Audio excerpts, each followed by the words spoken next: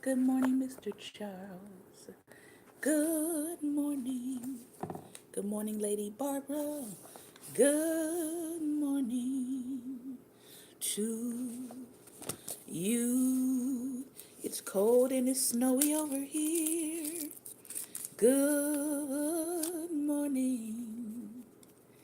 Good morning to you. I hope that everybody is staying warm today. Good morning, everyone, and welcome to Daring Dialogues. I am your host, Shantae Charles. I hope that everybody is having a great and wonderful day, morning, evening, wherever you are in the world. So, hello to everyone. If you're in the United States, it's good morning. If you're in another part of the world, it may be good evening. But I want to say hello and welcome to Daring Dialogues. Today is Healthy, Wealthy, Wise and Finance Friday, and it is also the start of Black History Month.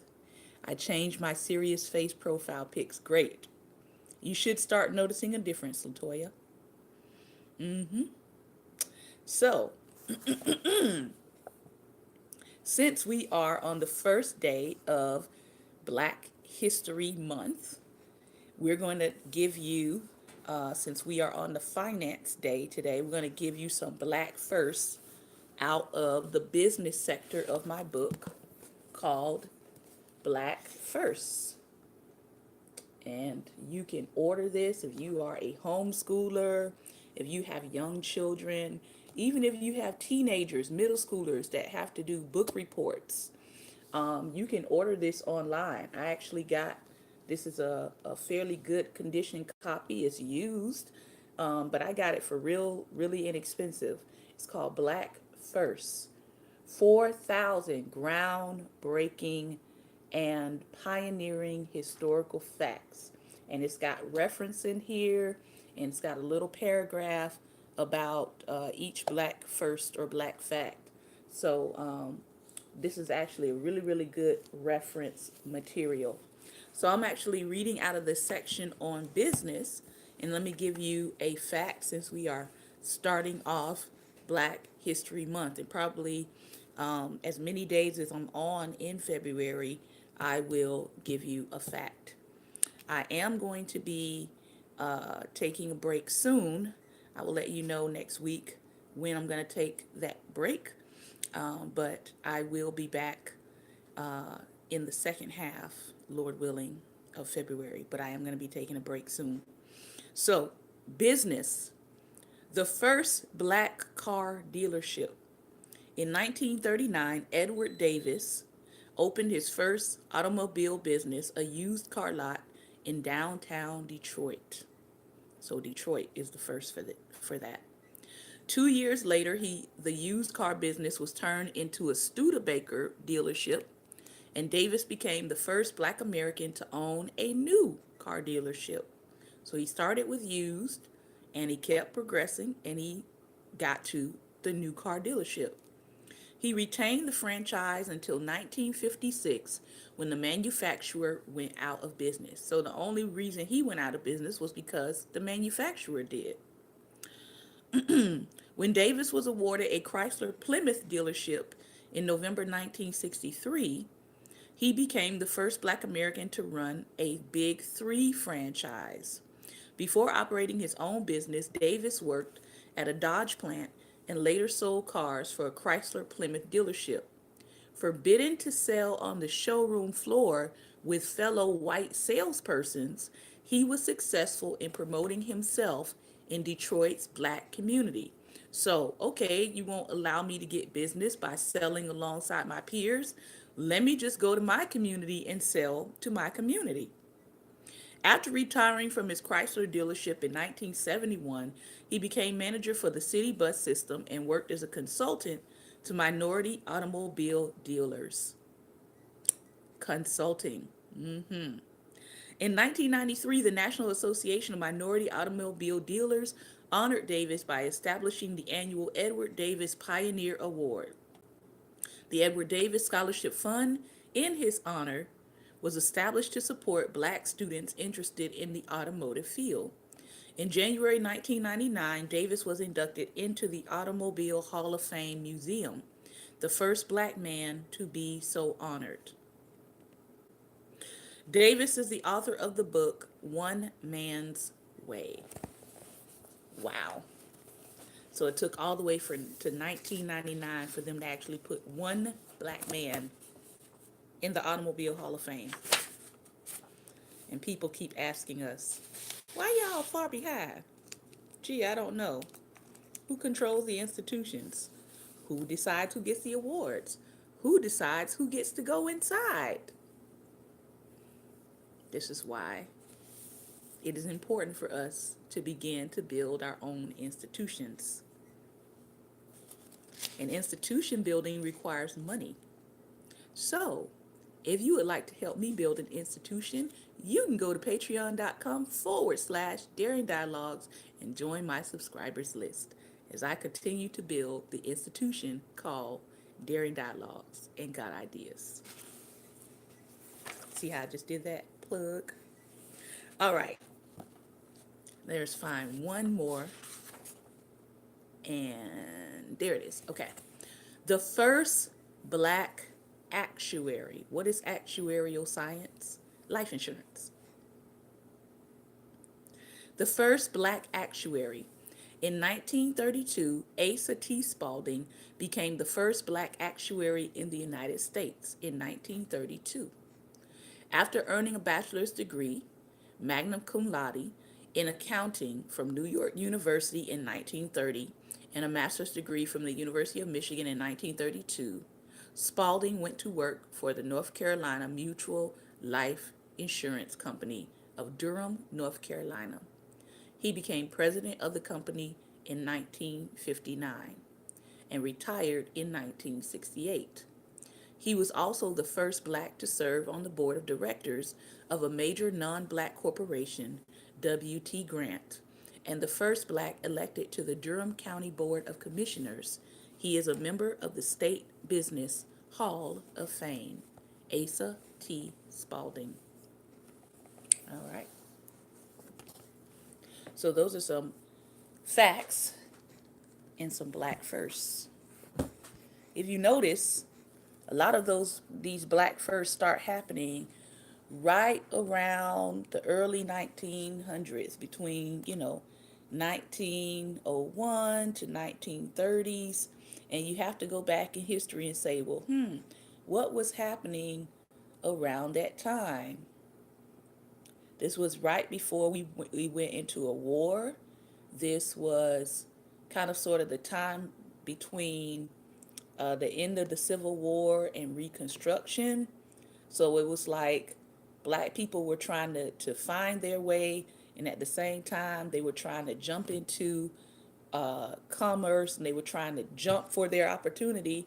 And at the same time, while black people were gearing up for opportunity and access, there was another group of people in the South who were saying, no, we've got to do something to strike back against this progress that these people are now making. And they formed, while we were trying to mind our own business and do something about our condition, there was another group who wasn't minding their own business. They were minding our business, and they started comparing themselves to us in our progress, and they decided to form things like the Ku Klux Klan in the same time period, which is if you think about it, that's really interesting mentally, that black people were working on their progress, and you weren't working on your progress, you were working on trying to stop someone else's progress. Lessons everywhere. All right, let's get into the Entrepreneur's Playbook and Wealth Can't Wait. In the Entrepreneur's Playbook, we've been talking about a better mousetrap is not enough. A better mousetrap is not enough. And we talked about financing your vision, the concepts of debt and equity. All right. And should you build a company and should you want to publicly trade your company, you are supposed to be willing to give up some equity in your company. And some people don't want to do that, which is why they remain a private business, a privately owned business. And some people jump into it and they say, okay, I want to open this up. I want to put my company as a publicly traded company. And there's steps on doing that. But you have to decide whether or not you're going to do that. All right. Most people usually build their company at least for about 10 years before they start jumping into whether or not they want to open it up to the public, because you don't want to open your business up and then when your business flops, you have a whole lot of angry shareholders. So you want to make sure that your business is solid before you consider that route. So let's look here at the next section in A Better Mousetrap is Not Enough. Where do you find funding? In class, I used the header Family, Friends, and Fools to introduce the subject of where to find money if you need to get underway. Clearly, of the three, friends are the easiest to approach. Most of them like you, or we would hope they do. So they're most likely to listen to your pitch. If both you and they make sure they don't invest more than they can afford to lose, the process of raising money from them should go smoothly, whether or not your company is ultimately successful. Because friends are usually the people who take a chance on you.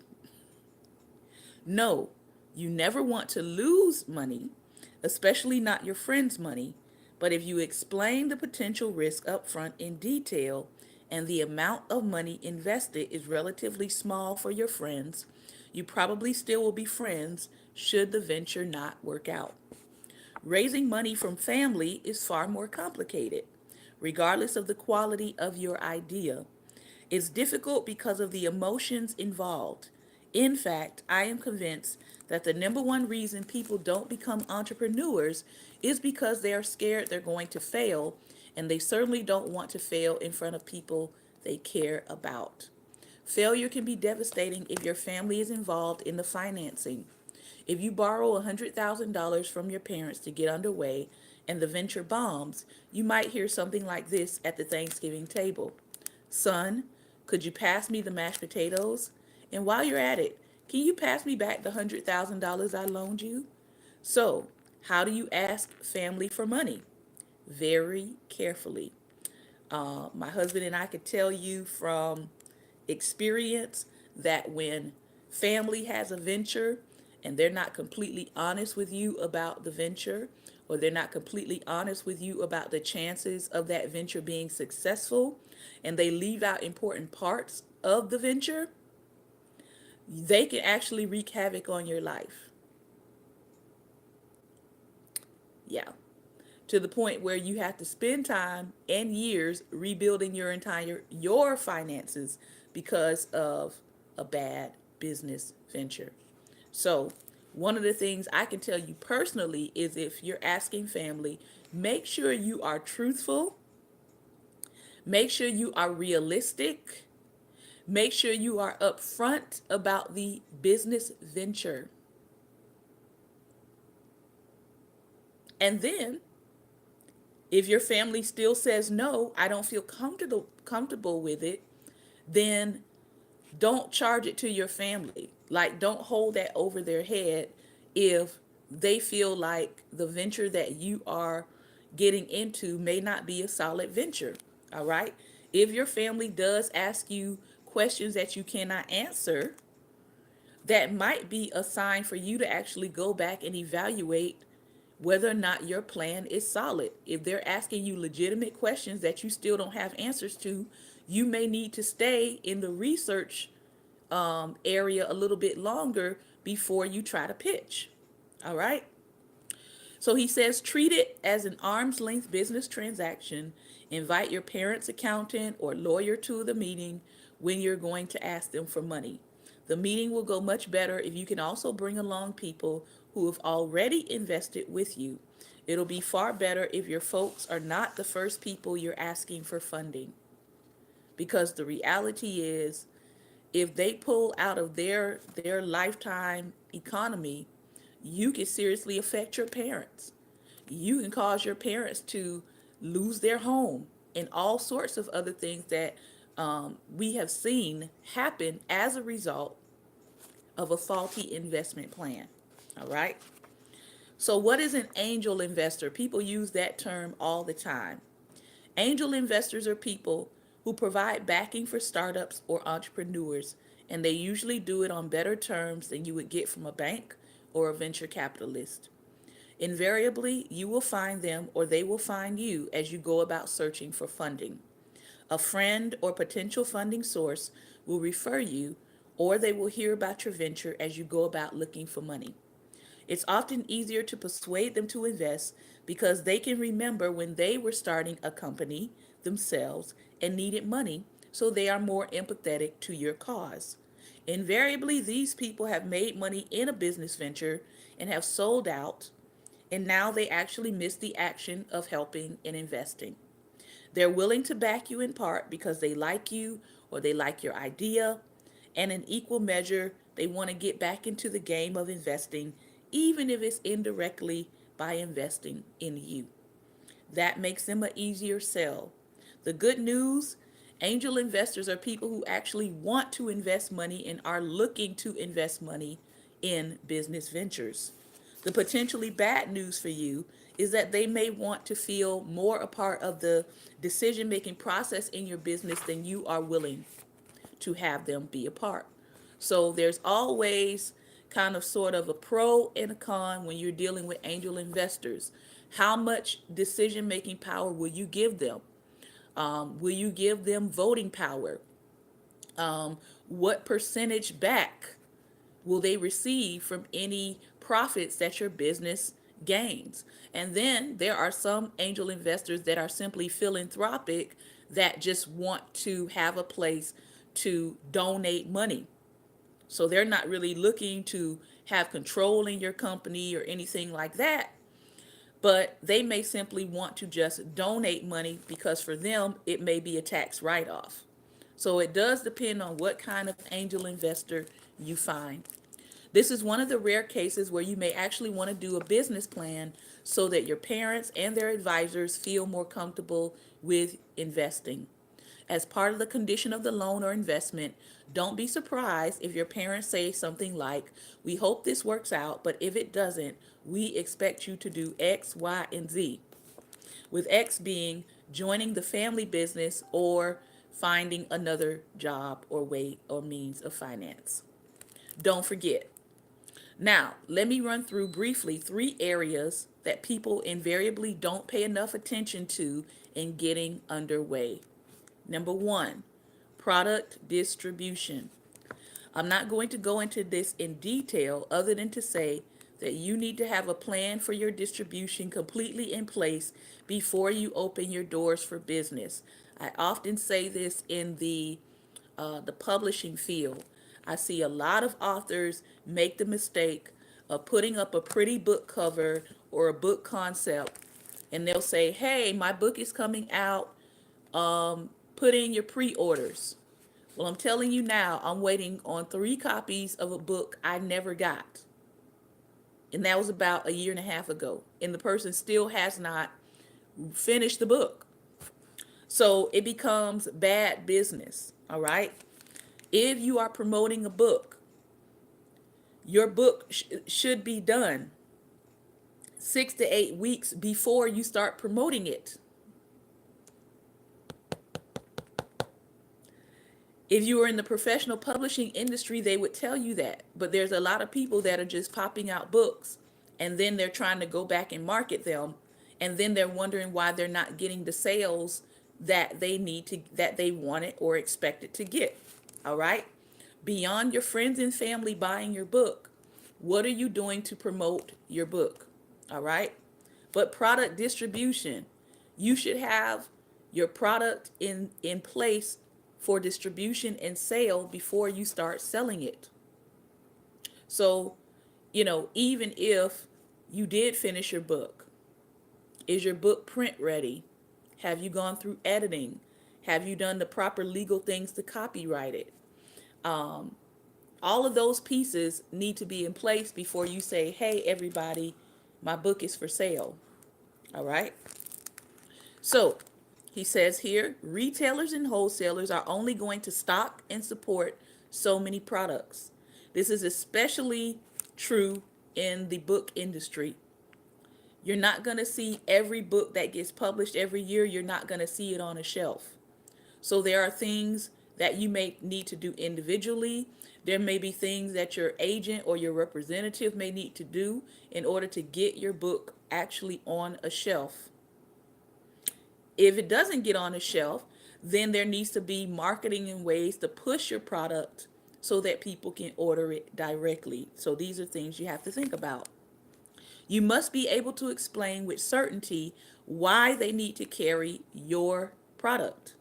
For example, with some of our businesses, we've used the concept of having the retailer take the product on consignment, meaning if you shelve my product, if it sells, the retailer will get 30 to 40%, and you would only get 60%. So people don't realize that um, depending on who you go through for distribution of your products, you have to you usually almost splitting your profits in order to get that space, which is why a lot of people have gone to online selling and straight distribution from their company, because it cuts out that amount of profit loss. It usually goes down to about 15%, and you're keeping about 85% of your profits. Okay. So they will only pay you if the product sells in consignment. We also have offered the retailer a high gross profit than what our competitors offered as an inducement to give us a try. So, number one, things that people don't think about as they get underway is product distribution. Number two, getting paid. It sounds like the simplest thing in the world. You make a sale, you get paid. But that's far from simple. What is your plan to collect? If you can't collect as projected, what is your backup plan if you run short of money? Do you have a credit line that you can pull into? Are you factoring? Factoring is an alternative funding source. The factoring firm agrees to pay you the value of your invoice minus a discount to cover its commission and fees. The factor gives you most of the invoiced amount immediately, and the rest when it receives the money from your customers. Stretching out the payments you are making to your suppliers, reducing your cash outlay. When it comes to this, here are two ideas that you might not have thought of. One is triple check that you're being as legally aggressive as you can with the tax deductions that you're taking. This will reduce the taxes you might have otherwise paying, which is another way of saying you'll be reducing your expenses and retaining more cash. Number two, bartering. All right. This can be a very effective way to gain funding. Bartering services or bartering goods. All right. So getting paid. How are you going to get paid? What kind of deals might you have to make to get your products inside of stores? And the last one, number three, advertising and marketing. There have been thousands of books written on this topic. I just want to raise the subject here to make sure you consider it in detail. For what it's worth, I'm big on promotion instead of general advertising. I think television, radio, and newspaper advertising, even the internet, can be far too broad, and as a result, in many cases, the cost not justified. Promotion, where you're dealing directly with the consumer you want to reach by handing out samples, lets you reach your audience with far less waste. Two other points about advertising. Everyone always immediately jumps to advertising to the end user, which doesn't have to be the case. Working with wholesalers and distributors for promotion of your products can be more effective. They can decide if they want to promote your products through the use of specials or coupons or combining your product promotion with like kind products. Amazon does this all the time. If you are, say, you're an author that has 3 books on Amazon, sometimes Amazon will run its own promotions on your products. Okay. Number 2, involve your customers in your product. Have them tell you how to use it on your website. Make it easy for them to make comments or suggestions on how you can improve and what products you should add. It's the best form of market research there is. One of the things that I like to do with my product of coaching is I like to send people a survey. How did I do? What can I improve on? What can I add? All right. And that way, the next time I'm doing another coaching session, I'm trying to make improvements as I go along. Lastly, sweat the small stuff. Everything we talked about could strike some people as details. More than one person has said to me that the details will take care of themselves if they get their idea right. I could not disagree more. My educated guess is that if you did a postmortem on 100 companies who had a better mousetrap but failed, you would find that about 75% did not pay sufficient attention to the details. I began this chapter by saying a better mousetrap is not enough. Let me end the same way. A better mousetrap is not enough. So, 4 takeaways from Principle 2, and then we're moving on to Wealth Can't Wait. Number 1, remember everything is possible. Armed with your better mousetrap, your better product, your better good, your better service, consider each and every possibility to both protect it and expand it. Number 2, the kings of yore got it right. Build a moat. You need to know how you're going to protect your better mousetrap from the inevitable competition you are going to face. Number 3, involve your customers in developing your company's future. Excuse me. What products would they like to see? What features would they like to see? Ask them about the problems that they would like you to solve for them. Analyze your data. All right. I did some analyzing of my data recently, and I realized that Wednesday is the day that most people come and join me online.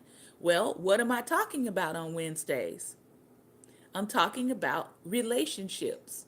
What is one of the number one things that people struggle with in life? Relationships. So, I'm looking at doing some special segments specifically on relationships because that tends to be what my audience is paying more attention to. All right.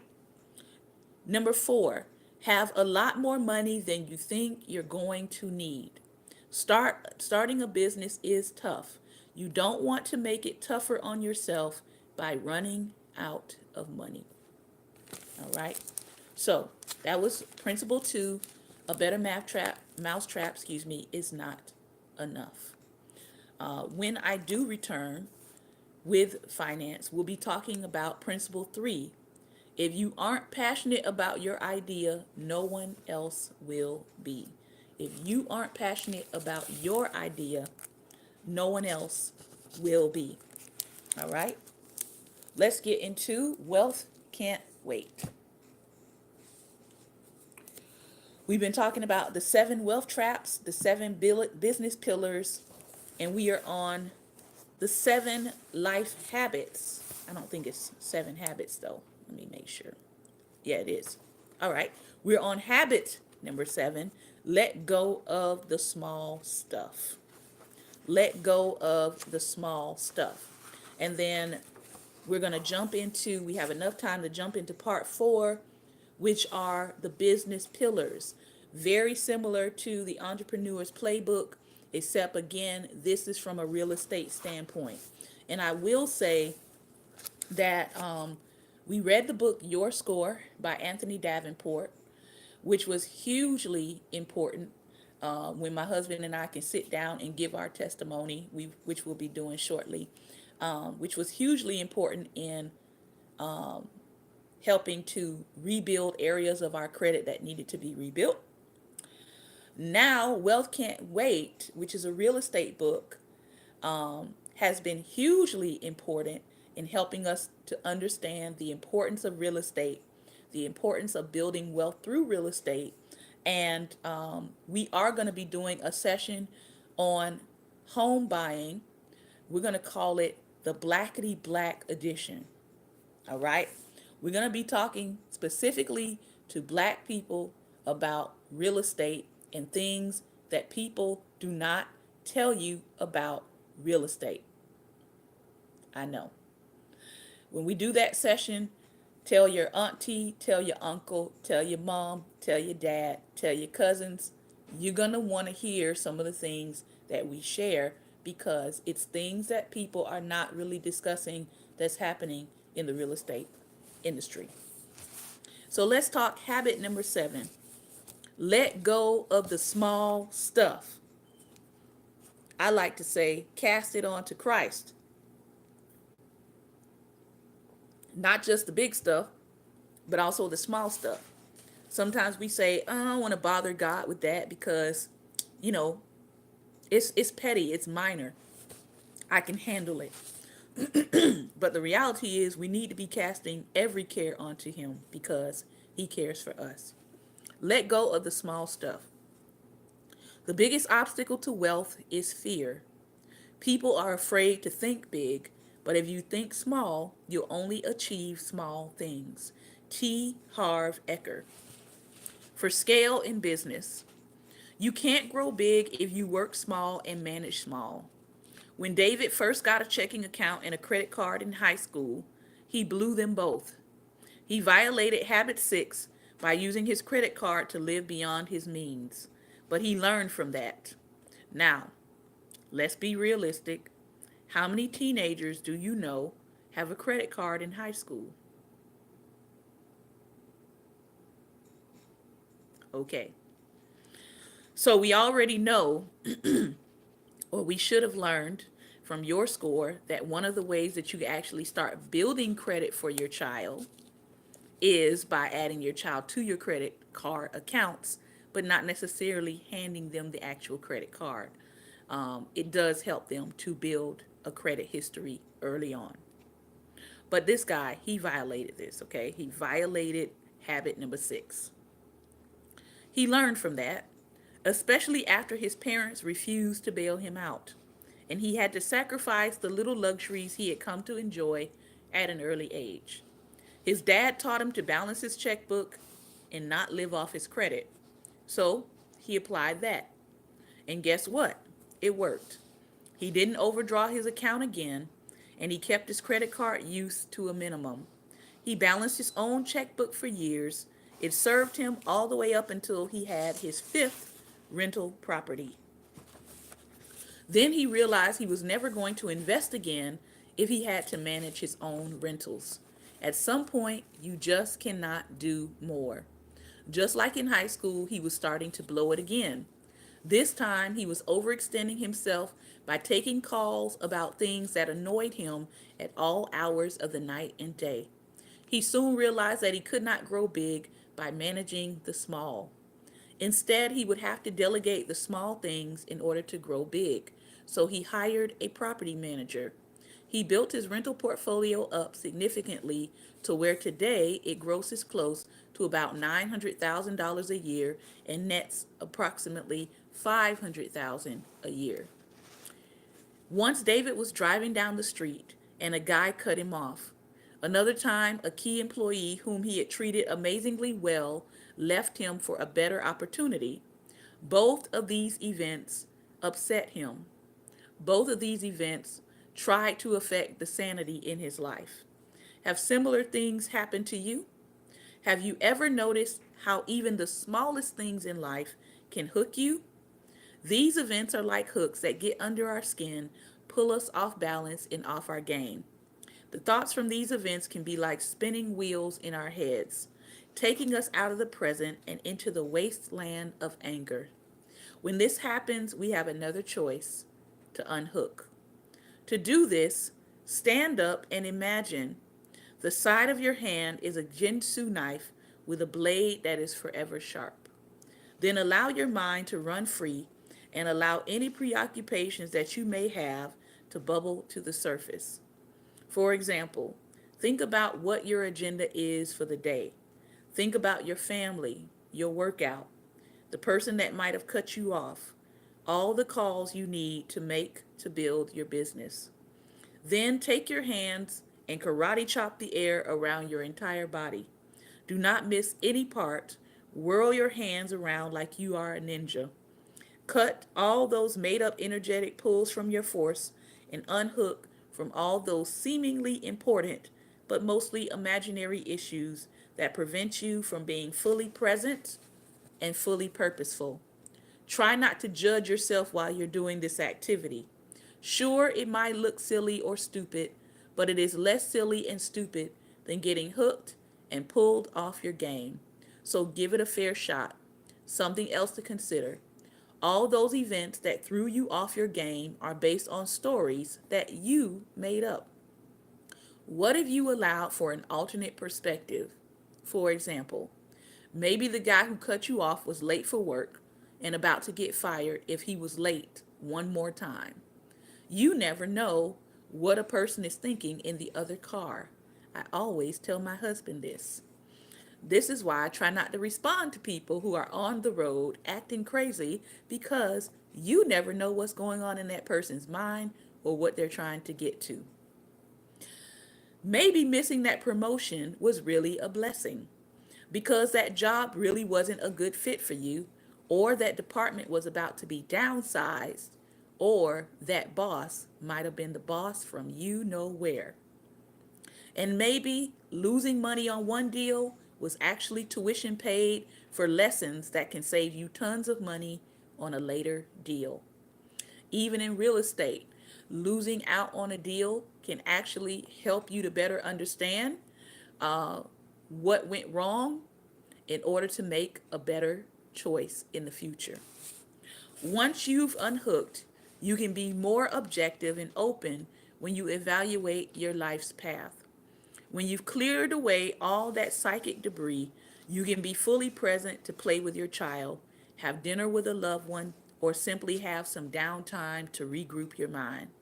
We are not suggesting that your worries or problems will magically go away.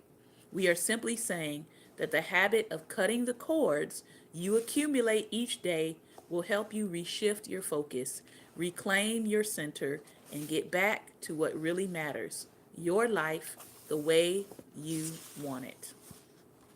Living unhooked is a great way to stay in the present. You can do that by using present time consciousness, or the present time consciousness mantra, which helps you to maintain a more equal state of mind, free of worry or concern for the future. Also known in the Bible as now faith is the substance of things hoped for and the evidence of things not seen. So present time consciousness is actually a faith principle. People like to rename things, but now faith is. Stay in the present. All right, chapter 36, we're going to begin with Business Pillar 1 out of Wealth Can't Wait by David Osborne and Paul Morris, for those of you who want to know what I'm reading. Business Pillar number 1 from Wealth Can't Wait, and then we're going to stop after this business pillar where we'll stop for today. Pillar 1, client acquisition is king. It's the most important skill. To me, job titles don't matter. Everyone is in sales. It's the only way we stay in business. Harvey Mackay. In this part of the book, we will offer 7 pillars of business to understand your business and evaluate new opportunities. If you master the 7 pillars, you will become an A-level business person. One skill counts when it comes to successful businesses. The first pillar of business is this: she or he who controls the client controls the business. Plain and simple. When we say it like that, it seems obvious, but we challenge you to ask any professional what it takes to be super successful in their field. Guess what the lawyer says? Be a student of your particular area of law. Be a great negotiator and advocate. Be great in front of a jury. Know exactly how to put a complex deal together. Guess what the realtor tells you? Know your neighborhood better than anyone else. Be an expert with the sales contract. Listen to your client's needs. Know how to anticipate issues that come up in escrow. Be a great negotiator. Be aware that people often confuse being great at what they do with what it takes to be super successful. They list a bunch of skills that make for an excellent practitioner, but that misses the point. If you want a profitable business, focus on acquiring and retaining clients. Client acquisition is the first rule for having a successful business. Do you think that being an amazing lawyer or a skilled realtor gets you all the clients you want? It doesn't. That's what people say when they refuse to acknowledge the truth.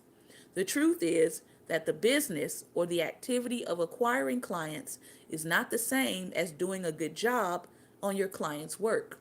Without clients, everybody starves. If the client doesn't know you exist, it doesn't matter if you're an unbeatable lawyer or an amazing realtor. The primary business of any profitable entity on the planet is finding and keeping clients. Rainmaker's rule. If you graduate first in your law school class at Harvard, join the most prestigious firm in New York, then grind out 16-hour days of hard work and on-the-job training for 8 to 10 years, they may make you a partner in the firm. That partnership, the golden ring at the law firm, entitles you to a middle office with a window and a very nice compensation package. But it also commits you to a lifetime of 60-hour work days or work weeks and intense pressure. We liken it to a huge pie eating contest where the winning contestant gets to eat more pie. And why does this law firm get the right to ask for 60 plus hours a week from your life? Because they have the clients. They have already built a pipeline for client acquisition by making client acquisition a top priority. Paul was working in one of these law firms. He saw it play out with the smartest and hardest working lawyers, only a few of whom made partner. Then one day, after several months at the firm, he noticed he had never seen the occupant of a huge, well-decorated corner office. An assistant sat outside that door, sometimes making calls, sometimes writing letters, but he never saw the partner who occupied that office. When he asked, he was told it belonged to someone who had a similar office in several of the firm's other locations. She brought massive corporate clients to the firm, Fortune 500 companies who spend millions of dollars per year on their legal services. In law firm parlance, she was a rainmaker. She didn't practice law. She brought the clients and made sure they were happy with the firm's work, not with her work. If the ace lawyer from Harvard, the partner in the middle office, decided to leave the firm, he would have to shop around for another position, showcase his talents, and hope that he would fit in somewhere else that paid just as well. His partners would hate to see such a nice, smart worker bee leave, but they could replace him. However, if the rainmaker decides to switch firms, the entire firm would be in a panic. Rainmakers are very hard to replace. The rainmaker, unlike the worker bee, would make appointments at which the firms, not the lawyers, would put a dog and pony show on to demonstrate its worthiness to handle the work of a rainmaker's client. Then once the rainmaker was satisfied that the firm would take care of her clients, the law firm would have to figure out how many millions of dollars to pay her and what perks they would give her to close to come to the firm. Of course, it helps to be a great lawyer in addition to being skilled at acquisition of clients, but we want you to recognize the undeniable truth. Client acquisition is king in business. If you don't get this, don't start a business. We've both built very successful real estate franchises. We own some of the largest franchises in the country for residential sales. We have built our businesses by mastering the art of getting great agents to join our firms. We have taken it further by mastering hiring leaders who are great at client acquisition.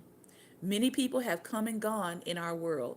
Some may be brighter, some may be better communicators, more hardworking, but if they don't master client acquisition, they don't last in the business of real estate. Wealth Accelerator. When you bring in the business, you rule the business. You are the boss, you call the shots, plain and simple. So, if you are in business, the number one pillar that we all need to work on is client acquisition. Listen, it has been another episode of Daring Dialogues, and I've been your host today, Shantae Charles. I want to thank you for your time and attention today.